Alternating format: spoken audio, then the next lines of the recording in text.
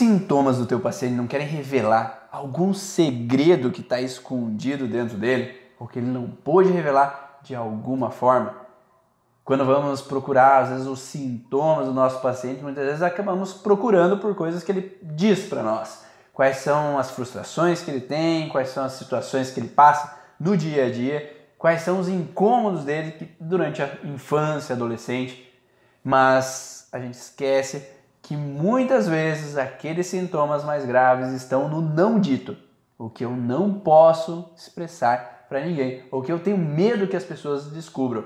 E no ser humano existe muito esse papel, não é? Lá no passado, os pais já tinham esse padrão de que as crianças não podem ficar junto dos adultos, não podem saber o que está sendo falado, os adultos não podem falar para as meninas, às vezes, o que acontece, o que é relação sexual, o que é menstruação. Fica tudo no não dito. Não pode se expressar os abortos, não pode expressar quando uma mãe está grávida, às vezes esconde a gravidez, a criança, os filhos só sabem quando o filho nasce e os irmãos nascem, né? Então só ficam sabendo nesse momento. Então tudo fica muito escondido. Não se sabe muito as histórias, não se sabe muito as situações que acontecem ao nosso redor. Além disso, tem aquelas velhas crenças que o homem não pode chorar, o homem não pode falar dos sentimentos, tem que ficar sempre quieto, calado, sem falar para a esposa, sem falar para os seus pais.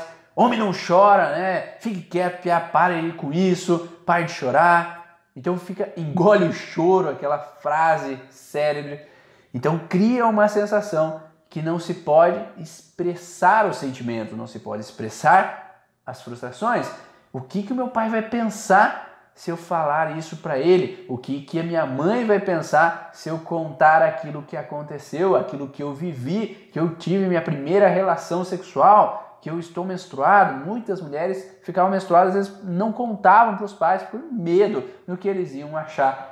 Muitas mulheres, se tinham um namorado, tinham que namorar escondido, porque os pais poderiam atacá-la, brigar com ela, bater nela de alguma forma.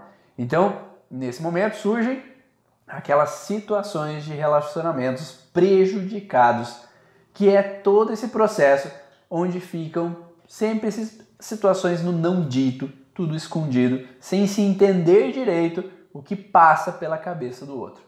E se eu não sei o que passa na cabeça do outro, eu não tenho como saber e ter um relacionamento bom, porque eu não posso fazer aquilo para o outro se nem eu sei o que ele gosta ou não. E isso foi uma sacada muito legal que não me passou pela cabeça por muito tempo, mas que a minha psicóloga, ela falou para mim, viu? Será que a tua esposa sabe o que seria para você um relacionamento 100%? E aquilo me pegou. Porque se eu não digo para ela o que para mim seria um ótimo relacionamento, não tem como ela saber. E como é que ela vai poder, às vezes, agir de algumas formas, fazer coisas, se eu não digo que aquilo me incomoda? E eu atendo muito paciente assim. É onde a mulher ou o homem querem que o marido ou a esposa adivinhe o que ele gosta. Adivinhe que não gosta que ele age de tal maneira. Adivinhe que eu gosto que ele chegue na hora. Mas se eu não falo, não tem como o outro saber o que me incomoda. Não tem como o outro saber ou poder mudar a forma de agir. E isso faz com que tenha esse relacionamento mais distanciado. Porque um fica emburrado aqui porque eu imagino que o outro deveria saber, o outro fica emburrado porque não entende porque o outro está emburrado, e isso cria uma grande desarmonia naquele relacionamento. Então, enquanto temos esse não dito, acaba atrapalhando o relacionamento e fazendo com que um não entenda o que é bom para o outro. E às vezes eu fico achando que se eu dou o presente para minha esposa, é isso que vai solucionar a vida dela, ela vai gostar, ela vai ficar feliz. Mas às vezes ela não quer o presente, ela quer um carinho, ela quer um afeto em um determinado momento. Se eu acho que eu limpo a casa para o meu esposo e tenho a comida pronta cada vez que ele chega, eu acho que assim ele vai estar satisfeita comigo. E às vezes não é isso que ele quer. Ele queria às vezes que você contratasse uma empregada doméstica que ficasse ali, você ficasse bem com tudo aquilo, não precisasse se sobrecarregar e tivesse um tempo para ficar comigo. E não na hora que eu chego em casa, você está limpando a casa, varrendo a casa, ao invés de estar no sofá comigo abraçado. Então, se eu não digo que me incomoda, se eu não digo que a pessoa queria, ou eu não pergunto às vezes simplesmente para a pessoa o que é bom para você, eu simplesmente fico deduzindo o que pode passar pela cabeça do outro, o que é bom para o outro, e sem às vezes encontrar essa solução de manter um relacionamento em harmonia. E não só tem esse padrão do não dito nessa questão de relacionamento, mas às vezes nós carregamos o que se diz ser as nossas sombras. O que são as nossas sombras? São frustrações às vezes, lá do passado que estão exatamente escondidas dentro de mim, onde que eu não revelo, eu não falo, eu não expresso, e aquilo me deixa com mágoas, me deixa com frustrações, e cada vez que eu vivencio situações parecidas na minha vida, eu explodo, eu altero, eu fico triste, fico magoado, fico incomodado. Então o fato, às vezes, de eu não revelar, de eu não trabalhar com as minhas sombras, eu não entender o que eu passei lá no passado e realmente deixar aquilo no passado, aquilo fica como uma sombra me seguindo. Por isso a sombra. Ele fica sempre me seguindo aquela frustração. Ela fica sempre perto de mim. E é como se ela está sempre pronta para me atacar. Então por isso que é importante olhar para o nosso passado, desvendar os mistérios do escondido, do obscuro, do que está mais escondido dentro de mim. E um livro interessante, estou na vibe ali de falar de livros, é esse livro aqui. O Efeito Sombra, que tem Deepak Chopra, Debbie Ford e Marianne Williamson. Então esses três caras, provavelmente muitos conheçam o Deepak, falando então sobre o efeito sombra. Eu vou falar um pouquinho sobre ele então. Encontre o poder escondido na sua verdade. Imagine que existe uma parte em cada ser humano esperando ser descoberta e que tem o poder de nos ensinar, treinar, guiar para que alcancemos força, criatividade, brilho e felicidade. Imagine que tudo o que você deseja está ao seu alcance, esperando ser reconhecido, ouvido e abraçado.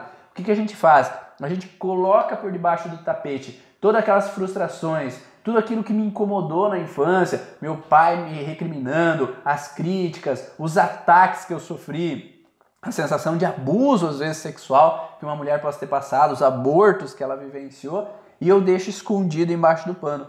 Mas ele está escondido, ele é a minha sombra, ele vem sempre junto comigo. Então, para onde eu vou, está ali a minha sombra. E a gente precisa simplesmente, às vezes, iluminar aquilo. E o que é iluminar? É mostrar aquilo para nós, é ver aquilo, olhar para aquilo. Então, se eu coloco uma lanterna, eu consigo enxergar que eu vivi aquilo. Eu consigo, então, aceitar que eu passei por aquilo. E, enfim, conseguir sair desse processo. Então ele fala, então o que é essa parte misteriosa escondida nas profundezas de nossa consciência? Essa é a sombra humana. Então essa sombra que nos persegue, que está lá dentro de nós, carrega tudo que eu escondi do meu passado. E isso faz com que hoje os meus relacionamentos às vezes tenham dificuldade de estar em harmonia, seja relacionamentos conjugal, relacionamento com filhos, relacionamento profissional. Então, se eu tive uma frustração na outra profissão, eu carrego aquela sombra comigo enquanto eu não resolvo aquilo, enquanto eu deixo aquilo no escondido. Eu tive um paciente nos últimos dias que ele fala que eu encontrei uma situação de frustração um pouco antes da primeira filha dele e juntamente houve a morte do pai. O pai se suicida ali naquele momento, mais ou menos um pouco antes da primeira filha nascer. E isso foi uma grande frustração, uma grande culpa para aquele cara. Por quê? Porque naquele mesmo momento havia acontecido de que um relacionamento que ele tinha extraconjugal, que na verdade todos da família tinham aquele relacionamento junto com aquela mesma mulher, aquela mulher era engravida de uma criança. E naquele momento o pai, com aquela frustração, porque o pai também tinha essas relações com ela, ele entra numa culpa e se suicida. E aquele cara que é o paciente, ele entra nessa culpa porque o pai se suicidou e ele achando que o filho é dele. E isso atrapalha sempre o casamento naquele não dito, aquele segredo de família que fica preso durante anos, que isso é revelado 50 anos depois. Ele fica nessa frustração e para aquele cara em específico acaba desencadeando uma alteração cardíaca. Durante anos ele toma remédio, durante anos ele passa por baterias de exame. A esposa ao mesmo tempo, sabendo desse não dito, sabendo que tinha algo escondido ali, que às vezes é um boato, alguma situação, também guarda para si porque ela quer aquele casamento e também permanece com vários sintomas, várias alterações, até chegar ao ponto dos dois terem que fazer cirurgia na coluna lombar. Então esse processo durante anos de frustração, durante anos escondido, pode desencadear grandes sintomas. Se é uma situação às vezes mais intensa, os sintomas tendem a ser maiores. Eu já tive, por exemplo, pacientes que tiveram uma frustração, por exemplo, de um aborto provocado lá às vezes aos 18, 19 anos de idade, que quando escondem aquilo, ninguém pode saber, eu guardo aquilo a 7 chaves, e quando tem uma nova gestação, isso reativa um grande padrão, às vezes de pressão alta, ou uma depressão pós-parto, uma frustração e um bloqueio no relacionamento com aquela criança que vem depois. Porque aquilo não foi bem resolvido, aquela sombra estava escondida naquele momento. Então, enquanto essa mulher ela engravidou de um momento que não era um bom momento, ela entendeu que não era um bom momento, mas a religião vem com aquele peso do pecado, daquilo que é errado, daquilo que é fora das normas, e ela carrega essa culpa achando que ela não vai para o inferno, ela não vai para o céu, ela vai para o inferno porque ela pecou naquele momento, e às vezes a vida inteira carregando essa frustração.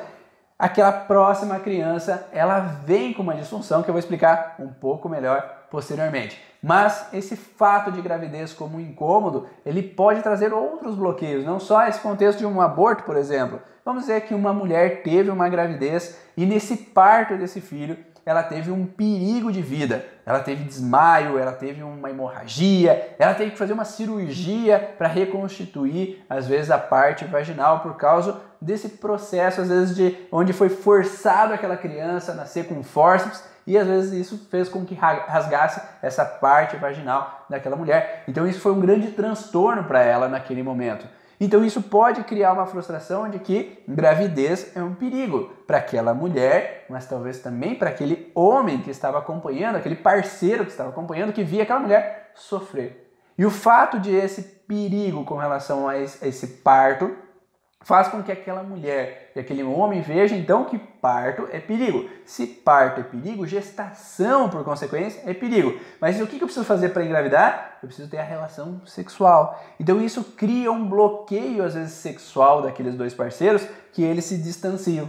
Por anos às vezes deixam o filho dormir no meio, porque se o filho dormir no meio, o meu parceiro não vai querer nada comigo. E se os dois têm o consenso de que gravidez é perigo, o filho dormir no meio é ótimo. Então dura 1 ano, 2 anos, 3 anos, 4 anos. Às vezes tem criança com 8 anos de idade dormindo no meio dos pais. Porque é conveniente.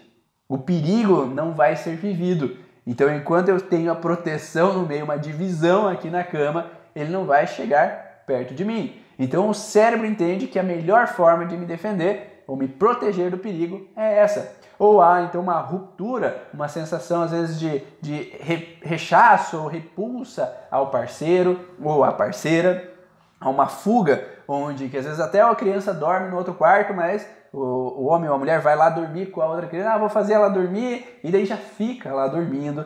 Então cria um bloqueio nesse senso de relacionamento, e o relacionamento conjugal esfria. E por isso que às vezes muitas crianças, muitos parceiros e relacionamentos terminam após o casamento, porque há esse bloqueio nessa aproximação entre o homem e a mulher. Há um bloqueio no relacionamento conjugal por medos, por inseguranças que são no não dito. E isso faz com que muitas vezes a criança que está percebendo essa situação do não dito, ela também entre em fragilidades, dependendo da forma com que ela entende aquela situação. Então imagine a criança percebendo que o ambiente está hostil, que o pai está armado, a mãe está armada, o clima não está legal naquele ambiente, mas ninguém fala nada, a criança muito menos entende aquilo que está acontecendo, porque se nem os pais não entendem porque eles não estão bem, a criança muito menos pode entender. Então ela vê um ambiente como hostil, como perigoso, e ela não está à vontade naquele padrão, então ela está sempre alerta. E isso pode fazer com que aquela criança, aí sim, ela venha desencadear os sintomas também. Porque ela entende que aquelas pessoas que deveriam me proteger não estão bem. E se eles não estão bem, é um perigo que aconteceu, tem que estar armado. E aí entramos num outro livro, que é da Laura Gutman, que é a Maternidade, o encontro com a própria sombra. Então ela relata essas relações onde que a criança que vem, ela traz tudo que nós como adultos escondemos. Então a criança às vezes vem para revelar as frustrações dos adultos e ela traz às vezes dos sintomas uma forma de trazer à tona aquilo que não foi dito. Que é aquilo que eu falei, por exemplo, daquela situação onde a mãe provoca um aborto e a próxima criança ela nasce com algumas disfunções. Eu atendi um caso onde uma criança ela tinha problema de ir ao banheiro, então ela não conseguia ir ao vaso, ela não conseguia defecar, então o esfíncter anal não relaxava para ela soltar. Se fosse no vaso, ela fazia nas calças ou ela fazia na fralda. E quando olhamos para isso na sessão, eu pergunto para a mãe se ela viveu alguma coisa do não dito, do não expressado, e não aconteceu nada, não vivi nada, não teve nada. Daí a mãe liga de novo, ele melhorou, mas voltou tudo o sintoma. Me liga uma semana depois, 15 dias depois. E daí eu volto a perguntar para ela, teve alguma coisa que não foi dita, que você não pôde expressar, que você esconde? E ela fala que sim. Porque na sessão, quando a gente atende, por exemplo, com a microfisioterapia, a gente consegue visualizar, consegue às vezes detectar no corpo algumas fragilidades. E naquele momento eu tinha visto um senso de perda. E a perda, naquele momento, foi real. Foi um aborto. Então eu peço para a mãe, então, expresse para a criança, por mais que dormindo, o que aconteceu. Entenda e deixa aquele passado para trás. A partir do momento que é expressado, por mais que no inconsciente, enquanto a criança está dormindo, ela capta a informação e tudo aquilo que era escondido se torna luz. Então aquela sombra que é escura, ela foi iluminada pela luz, pela lanterna, e a partir desse momento aflorou então para aquela criança o entendimento daquilo que estava acontecendo, o porquê que aquele sintoma estava ali com ela. E a partir desse momento ela volta então à normalidade, ela não tem esse problema mais de ir ao banheiro. Mas quantos casos a gente não vê que é difícil encontrar o não dito, porque a gente procura no que pode ser falado. Eu atendi também nos últimos dias uma mulher que apresentava situações onde ela tinha as irritabilidades com um parceiro e também houve uma situação do não dito. Ela vivenciava essas irritabilidades, ela queria afastar o parceiro não entendia o porquê, e esse não entendeu o porquê, porque a esposa estava conversando com outro homem pelo WhatsApp, pelas redes sociais. Então ela começou a se apaixonar, um outro homem encantou ela de uma determinada forma que ela queria às vezes chutar o balde, queria ir para ele, porque todo o encanto do príncipe encantado, né, toda aquela lábia, aquele falatório, ele é um idealizado para aquela mulher que às vezes não vivia aquele sonho de relacionamento, aquele livro encantado não era a casa dela, não era a família dela. Ela queria idealizar algo melhor, aquele príncipe que poderia vir de cavalo, tirar ela daquele lugar e levar para um mundo feliz, e foram felizes para sempre. Mas a vida não é assim. Então ela percebeu que aquele outro homem era um falsário, ele expressava coisas que não eram verdades. Enquanto ela vivia essa sensação do não dito, vivia um segredo com outro homem, ela trazia uma frustração tanto para ela como o esposo não ficava bem. Ele ficava sempre num sintoma, sempre numa alteração, mas ele não entendia de onde vinha. E são vários os casos assim. Tem uma outra situação onde que uma criança ela tinha gagueira pela situação do não dito também da mãe, onde a mãe vivia essa sensação de aventuras extraconjugais, que ela trazia então a situação no escondido, não poder falar, não poder expressar, né? E o expressar ela entra às vezes na gagueira. Então aquela criança ela assumia essa sombra da mãe, o que a mãe escondia, aquela criança expressava com sintomas. E aquela gagueira ela continuava enquanto haviam essas experiências extraconjugais da mãe. Mas a partir do momento que entende-se isso, se a mãe consegue sair dessas aventuras, a criança tende a melhorar, tende a sair do processo e fica mais no entendido, mais na situação, sai daquele padrão que estava acontecendo. E isso permanece em muitas casas, muitas famílias, e não é só com mulheres. Eu tive casos de homens, por exemplo, que traíam, mas a mulher, como tem um sexto sentido aguçado, não só a mulher, o homem também tem, mas a mulher entrava no sexto sentido, ela farejava o problema, ela ia fuçar, ela ia no celular e ela já tinha angústia, ela já tinha sintomas, ela tinha alteração, ela sabia que tinha algo sendo escondido ali no relacionamento e daí ela descobre no celular fotos, mensagens e tudo mais, que acabou então fazendo, enfim, sentido para todos os sintomas que ela vinha desencadeando durante um bom tempo.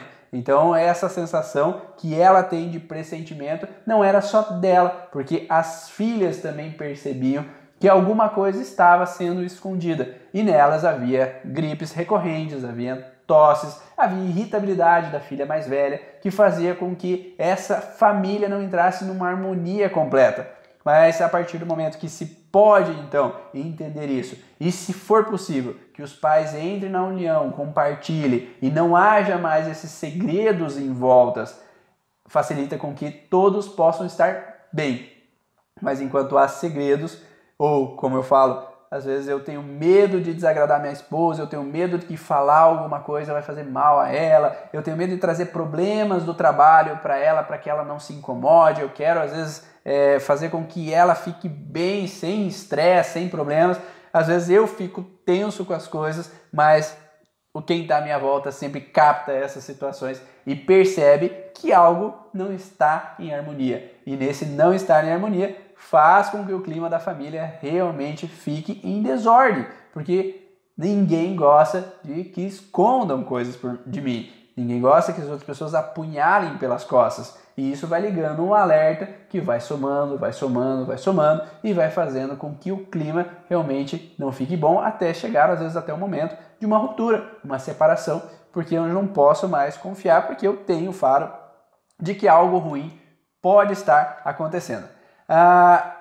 E isso faz então essa relação daquelas crianças do veem tudo, mas não entendem nada, né? Porque eu tô vendo que tudo está em desarmonia, que nada está bem, mas eu não compreendo por quê. E não compreender o porquê faz com que a gente permaneça nos bloqueios, nas frustrações. E a mesma coisa acontece com as grandes mágoas. Então, se uma mulher ou um homem tem uma grande mágoa do seu pai lá da infância, por mais que o relacionamento modifique, por mais que o relacionamento se torne um pouco melhor no passar dos anos, eu compreendo meu pai, agora eu sou pai, eu compreendo aquilo que ele viveu, mas se lá na minha sombrinha, lá no meu escondido lá atrás, tem uma raiva muito grande, tem uma mágoa muito intensa, ou algo que ele fez, uma injustiça que ele promoveu, que não está solucionada, aquilo pode ainda desencadear um sintoma para mim.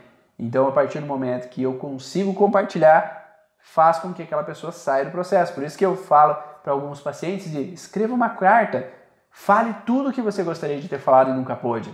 Expresse os teus sentimentos.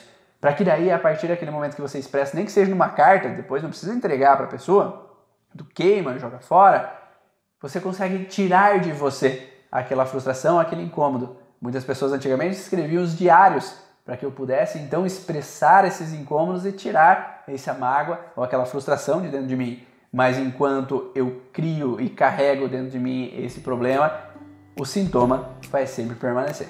Espero que vocês tenham gostado dessas informações, que o obscuro, a sombra aí que persegue você possa ser iluminada e que você consiga iluminar a sombra de cada um dos teus pacientes para que eles possam olhar para elas e sair dos seus sintomas e das suas frustrações. Então, compartilhe esse vídeo com as pessoas que você vê que tem grandes sombras aí no passado para que elas possam iluminar essas informações, iluminar esse passado e viver uma vida muito melhor. Um grande abraço, eu te vejo no próximo vídeo.